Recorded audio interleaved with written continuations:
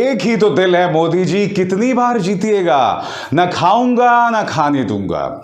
इस नारे का सबसे ज्यादा मजाक अगर किसी ने बनाया ना दोस्तों, तो वो भारतीय जनता पार्टी ने बनाया है। खबर बहुत दिलचस्प है दोस्तों। सुप्रीम कोर्ट इलेक्टोरल बॉन्ड्स यानी कि सीक्रेट इलेक्टोरल चंदे पर सुनवाई करने वाली है। यह बात चीफ जस्टिस रमन्ना ने कल वकील प्रशांत भूषण के जवाब में कही है। प्रशांत भूषण ने एक बहुत ही सनसनीखेज मामला अदालत के सामने रखा। प्रशांत भूषण ने कहा कि उनके पास खबर है कि कोलकाता का एक औद्योगिक गुट उसने 40 करोड़ रुपए दिए हैं। क्यों? ताकि उस पर ईडी और इनकम टैक्स की रेड ना पड़े। 40 करोड़ का मतलब समझते हैं आप? और उन्होंने कहा कि बहुत जरूरी हो जाता है कि जो ये चोरी चोरी चुपके चुपके चुनावी चंदा है यानी कि सीक्रेट इलेक्टोरल बॉन्ड्स, इस पर जल्द अदालत सुनवाई करे। इसके जवाब में चीफ जस्टिस ने कहा कि कोरोना की वजह से हम इस पर सुनवाई नहीं कर पाए, मगर जल्द हम इस पर तारीख देंगे। आप में से कई लोग मुझसे पूछना चाहेंगे कि ये इलेक्टोरल बॉन्ड्स होता क्या है। दोस्तों, तो मैं आपको बतलाना चाहता हूं, दरअसल आपके स्क्रीन पर यह चेहरा स्वर्गीय वित्त मंत्री अरुण जेटली 2017 में ये इलेक्टोरल बॉन्ड्स स्कीम लेकर आए थे। ये स्कीम क्या थी दोस्तों? इस स्कीम के अंतर्गत औद्योगिक समूह, तमाम जो एजेंसीज हैं, वो गुप्त अंदाज में राजनीतिक दलों को चंदा दे सकते थे इलेक्टोरल बॉन्ड्स के जरिए। यानी कि कहीं पर भी ये बात नहीं आएगी कि किस इंडस्ट्रियल हाउस ने या किस औद्योगिक समूह ने किस पॉलिटिकल पार्टी को कितना चंदा दिया। खुला खेल फर्रुखाबादी, जितना चंदा बीजेपी को देना है दीजिए, कोई आपसे सवाल नहीं करने वाला है। और एक दिलचस्प पड़ताल सामने उभर कर आई थी कि ये जो तमाम गुप्त रूप से चुनावी चंदा आता है, इसमें से 90% भारतीय जनता पार्टी की जेब में जाता है। कुछ आंकड़े 60% भी बता रहे थे। मगर मैं आपसे एक सवाल पूछना चाहता हूं, इस देश में कई पॉलिटिकल पार्टीज हैं, कई नेशनल पार्टीज हैं। अगर उनमें से 60% भी भारतीय जनता पार्टी की जेब में जा रहा है, तो आप समझ सकते हैं चुनावी मुकाबले में भारतीय जनता पार्टी के पक्ष में पलड़ा कितना भारी है। और इन एजेंसीज पर गौर कीजिए, CBI, income tax, NIA, ED, ये तो पहले से ही बीजेपी की जेब में है। ऊपर से जब आपके हाथ में पैसे की भी ताकत हो, तब क्या होगा? और क्या आप जानते हैं कि लोकसभा में बीजेपी सरकार से सवाल पूछा गया कि पिछले 2017 से लेकर अब तक कितना चुनावी चंदा जारी हुआ है, तो उन्होंने क्या आंकड़ा जारी किया, वो अब आपकी स्क्रीन पर आने वाला है। दोस्तों, भारतीय जनता पार्टी के मुताबिक उनका कहना था कि 2018 में 1056 करोड़ चुनावी चंदा इलेक्टोरल बॉन्ड्स के जरिए जारी हुआ है, सीक्रेट चुनावी चंदा। 2019 में 5071 करोड़ 99 लाख इतने करोड़ रुपए इलेक्टोरल बॉन्ड्स के जरिए जारी हुए हैं। अब 2020 में आते हैं। 2020 में 363 करोड़ 96 लाख रुपए इलेक्टोरल बॉन्ड्स के जरिए यानी कि चोरी चोरी चुपके चुपके चुनावी चंदे के जरिए जारी हुए हैं। उसी तरह से 2021 में आए तो 1502 करोड़ 29 लाख इलेक्टोरल बॉन्ड्स के जरिए चुनावी चंदा जो है वो राजनीतिक दलों की जेब में गया है। और अगर 2022 में आए तो 1213 करोड़ 26 लाख इतना पैसा जो है वो चुनावी चंदे के जरिए पॉलिटिकल पार्टीज की जेब में गया है। अब अगर आप इन तमाम करोड़ों रुपए को ऐड करें तो ये कितना बनता है? ये होता है 9208 करोड़ 23 लाख। पिछले 4 सालों में 9208 करोड़ रुपए सीक्रेट चुनावी चंदा पॉलिटिकल पार्टीज की जेब में जा रहा था।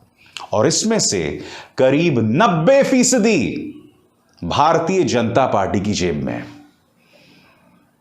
और आपको मैं बतलाना चाहता हूं, भारतीय जनता पार्टी ने हमेशा से ही इस मुद्दे का विरोध किया है जब भी इसे अदालत में चुनौती दी गई है।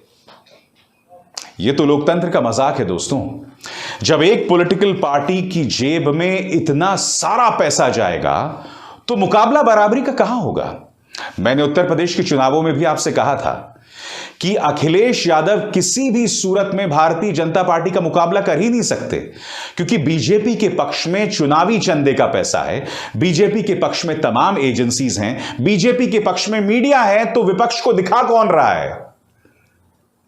दोस्तों, क्या आप जानते हैं कि 2017 में जब यह शख्स स्वर्गीय अरुण जेटली जब यह मुद्दा लेकर आए थे सीक्रेट इलेक्टोरल बॉन्ड्स का, तब दो संस्थाओं ने इसका विरोध किया था, रिजर्व बैंक ऑफ इंडिया और खुद चुनाव आयोग।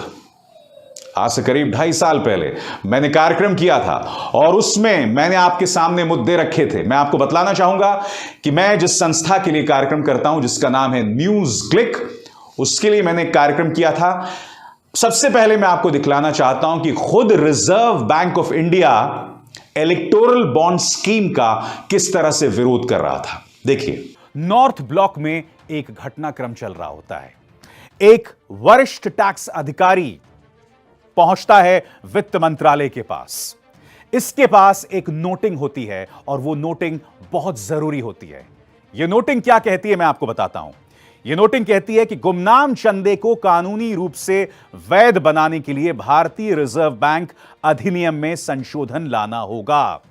यानी कि अगर आप इस गुमनामी चंदे को जायज करना चाहते हैं तो रिजर्व बैंक के जो रूल्स हैं उसमें आपको परिवर्तन लाना होगा। रिजर्व बैंक ऑफ इंडिया ने खुद कुछ आपत्तियां दर्ज की थी इस बिल पर, इस इलेक्टोरल बॉन्डिंग के बिल पर, और वो आपत्तियां क्या थी मैं आपको सिलसिलेवार तरीके से बताना चाहता हूं। आपत्ति नंबर 1, इससे मनी लॉन्ड्रिंग को बढ़ावा मिलेगा। आपत्ति नंबर 2, भारतीय करेंसी पर, भारतीय पैसे पर भरोसा टूटेगा। आपत्ति नंबर 3, केंद्रीय बैंकिंग कानून के बुनियादी सिद्धांतों पर ही खतरा आ जाएगा। और रिजर्व बैंक ऑफ इंडिया ने एक और बात कही थी जो उसे कहने की जरूरत नहीं थी। उसने कहा था कि इससे चुनावी पारदर्शिता पर असर पड़ेगा, यानी कि जो हमारे चुनाव होते हैं वो ट्रांसपेरेंसी के साथ नहीं हो सकेंगे। सत्ता पक्ष के समर्थन में पूरी प्रक्रिया हो जाएगी। क्या कहा था मैं आपको बताता हूं। उन्होंने यह कहा कि अगर इसका इरादा यह है कि इस इलेक्टोरल बॉन्ड को खरीदने वाला व्यक्ति, संस्था या इकाई राजनीतिक दल में दान दे सके तो वो तो आप डिमांड ड्राफ्ट, चेक या फिर इलेक्ट्रॉनिक और डिजिटल पेमेंट के जरिए भी कर सकते हैं। इसके लिए आपको इस बिल की जरूरत नहीं है, यह तो सामान्य प्रक्रिया के अंतर्गत हो सकता है। और आरबीआई ने एक और अहम बात की। उन्होंने कहा कि अगर यह बिल वजूद में आ जाता है तो इंटरनेशनल नॉर्म्स, यानी कि जो स्थापित अंतर्राष्ट्रीय व्यवस्था है, वो बिगड़ जाएगी। आरबीआई ने सख्त हिदायत दी थी, मगर सरकार ने तो मन बना लिया था। अब मैं आपको बतलाना चाहता हूं कि खुद चुनाव आयोग इसका किस तरह से विरोध कर रहा था। 2.5 साल पहले मैंने कार्यक्रम किया था और चुनाव आयोग भी इसका विरोध कर रहा था। क्यों? क्योंकि चुनाव आयोग में उस वक्त कुछ ऐसे अधिकारी थे जिनकी विश्वसनीयता थी, जिनकी रीढ़ थी, जो सत्तारूढ़ भारतीय जनता पार्टी से सवाल कर सकते थे। सुनिए उस वक्त मैंने क्या कहा था। संसद में इसको लेकर सवाल पूछा गया। आपके स्क्रीन पर यह शख्स जिसका नाम है राज्यसभा सांसद मोहम्मद नदीम उल हक, उसने सरकार से एक सवाल पूछा और सवाल बहुत सीधा था। भारतीय चुनाव आयोग ने इलेक्टोरल बॉन्ड के प्रति किसी तरह का विरोध दर्ज किया? सीधा सा सवाल है कि क्या इलेक्शन कमीशन को इस इलेक्टोरल बॉन्ड की योजना पर कोई आपत्ति है? अब आपकी स्क्रीन पर वित्त राज्य मंत्री पी राधाकृष्णन है। इन्होंने क्या जवाब दिया? उन्होंने कहा कि सरकार को इलेक्टोरल बेरर बॉन्ड के मुद्दे पर चुनाव आयोग की तरफ से किसी भी तरह के विरोध का सामना नहीं करना पड़ा। साफ झूठ। अब आप मुझे बताइए कि इसकी क्या सजा दिया जाए? क्या ऐसे चलेगा लोकतंत्र? क्या इस तरह से काम होगा? क्योंकि चुनाव आयोग ने क्या कहा, आपको इस पर गौर करना पड़ेगा। यह बिल संसद में आया 1 फरवरी को और उसके ठीक 4 महीने बाद यानी मई 2017 में चुनाव आयोग ने लॉ मिनिस्ट्री को एक खत लिखा। इस खत में उन्होंने क्या लिखा मैं आपको बताता हूं। इलेक्टोरल बॉन्ड के जरिए राजनीतिक दलों को विदेशी सोर्सेस से संभावित अवैध चंदे को छिपाने में मदद मिलेगी। संदिग्ध चंदादाता फर्जी शेल कंपनियां स्थापित करके राजनेताओं के पास काला धन पहुंचा देंगे और पैसे का सही सोर्स कभी सामने नहीं आएगा। दरअसल चुनाव आयोग चाहता था कि इस बिल को वापस लिया जाए। न खाऊंगा न खाने दूंगा। और वो इसलिए कह रहा था वापस लिया जाए क्योंकि उसे लग रहा था कि इससे जो चुनावी पारदर्शिता है वो खत्म हो। मगर मैं आपको बता दूं कि उस वक्त चुनाव आयोग में इस सरकार के खास ब्यूरोक्रेट्स नहीं थे। मसलन सुनील अरोड़ा, मसलन सुशील चंद्रा उस वक्त नहीं थे। उस वक्त चुनाव आयोग की जो चेहरा था वो अलग था। शायद इसी वजह से चुनाव आयोग अपनी आपत्तियां दर्ज कर रहा था। मगर मोदी सरकार ने क्या किया? पूर्व वित्त मंत्री अरुण जेटली ने कहा कि आरबीआई और चुनाव आयोग को लेकर बैठक बुलाई जाए और यह बैठक हुई 19 जुलाई 2017 को। उस वक्त के वित्त सचिव एससी गर्ग ने बाद में अपनी फाइलों में कहा कि जो तमाम अधिकारी आए थे आरबीआई से या चुनाव आयोग से, उन्हें समझा दिया गया है, इस बात पर जोर दिया गया है कि यह योजना सबको समान अवसर देती है, सभी पॉलिटिकल पार्टीज को समान अवसर देती है और इससे सत्ता पक्ष को फायदा नहीं होगा। यानी कि चुनाव आयोग ने जो भी आपत्ति दर्ज की थी उसका लिखित जवाब नहीं दिया गया। और आप जानते हैं एक और बात कही जाती है कि ये जो इलेक्टोरल बॉन्ड्स है ना वो पूरी तरह से सीक्रेट है, पूरी तरह से गुप्त है। यानी कि अगर आप समाजवादी पार्टी को पैसा दे रहे हैं या कांग्रेस को पैसा दे रहे हैं तो किसी को पता नहीं चलेगा। सरासर झूठ। मैं आपको बतलाना चाहूंगा कि हर इलेक्टोरल बॉन्ड्स में एक गुप्त नंबर होता है और उस गुप्त नंबर के जरिए यह सरकार पता लगा सकती है अपने एजेंसीज के जरिए कि आपने किससे पैसा दिया। सीसीडी के मालिक कांग्रेस के नेता डीके शिव कुमार के बेहद करीबी थे। इन्हें एजेंसीज ने इतना परेशान किया कि इन्हें आत्महत्या तक करनी पड़ी। यानी कि जो औद्योगिक समूह विपक्ष के करीब है उन्हें किस तरह से परेशान किया जाता है वो सीसीडी के मालिक की आत्महत्या से पता चल जाता है। सुनिए मैंने खुद क्या कहा था अपने शो में।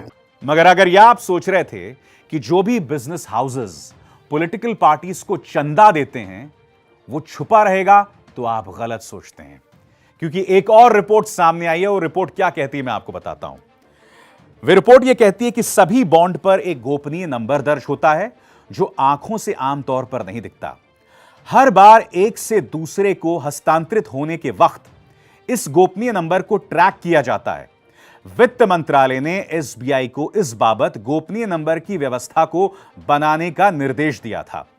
इलेक्टोरल बॉन्ड के रेगुलेशन के लिए बनी व्यवस्था के तहत एसबीआई बाध्य है कि अगर कानून व्यवस्था के लिए जिम्मेदार संस्थाएं चाहें तो इसे साझा किया जाए। यानी कि अगर कोई बिजनेस हाउस समझता है कि वो किस पॉलिटिकल पार्टी को दान दे रहा है तो उसे हम ट्रेस नहीं कर सकते, वो गलत सोचता है। अब आप सोचिए कि सरकार को तो पता चल जाएगा कि इस बिजनेस हाउस ने कांग्रेस, समाजवादी पार्टी या बीएसपी को दान दिया है, फिर वो उस बिजनेस हाउस को लगातार टारगेट करेंगे। क्योंकि आप जानते हैं कि इनकम टैक्स के जरिए, एनफोर्समेंट डायरेक्टरेट के जरिए, सीबीआई के जरिए किस तरह से बिजनेस हाउसेस को, दूसरे दल के नेताओं को यह सरकार टारगेट करती रही है। तो आप देख सकते हैं कि इलेक्टोरल बॉन्ड्स की यह योजना साफ तौर पर नियम कानून की तो धज्जियां उड़ाती ही है, मगर ये जो आखिरी बात मैंने आपको बताई है वो आतंक का जरिया भी है। आप में से कई लोगों को आपत्ति होती है कि मैं भारतीय जनता पार्टी सरकार से ही क्यों सवाल करता हूं, तो फिर से मैं आपको जवाब देना चाहता हूं। नंबर 1, बीजेपी सत्ता में है। नंबर 2, बीजेपी सवालों से बचती है। नंबर 3, मैंने अभी आपको पूरा कार्यक्रम बताया, पूरी व्यवस्था को उन्होंने पलट कर रख दिया है। अब आप में से मैं सवाल पूछना चाहता हूं, जब आपकी जेब में इस तरह से चंदा जा रहा हो और इस पैसे से आप पूरा चुनावी खेल पलट सकते हैं, आप इस बात को बखूबी जानते हैं कि भारतीय जनता पार्टी ने किस तरह से चुनाव के कई चरणों में घर घर जाकर किस तरह से लोगों की मदद की। अब ये मदद किस तरह से की आप अच्छे से जानते हैं। तो ये सवाल तो उठाए जाएंगे ना दोस्तों। आप मुझे बताइए, आज जो मैंने आपको तमाम बातें बताई वो सिर्फ तथ्यों पर आधारित है, यह मत सोचिए कि मैंने भारतीय जनता पार्टी के खिलाफ कोई मोर्चा खोल दिया है, नहीं साहब। मैं सिर्फ आपके सामने मुद्दे उठा रहा हूं जो हर पत्रकार को उठाना चाहिए, जो नहीं उठाते हैं। वो पत्रकार आपको धर्म, हिंदू मुस्लिम में उलझा कर रखना चाहते हैं। इस मंच पर मैं आपको असली मुद्दे लाता हूं और आगे भी लाते रहूंगा। अब एसआर शर्मा को दीजिए इजाजत। नमस्कार। स्वतंत्र और आजाद पत्रकारिता का समर्थन कीजिए, सच में मेरा साथी बनिए। बहुत आसान है दोस्तों, इस ज्वाइन बटन को दबाइए और आपके सामने आएंगे ये 3 विकल्प, इनमें से एक चुनिए और सच के इस सफर में मेरा साथी बनिए।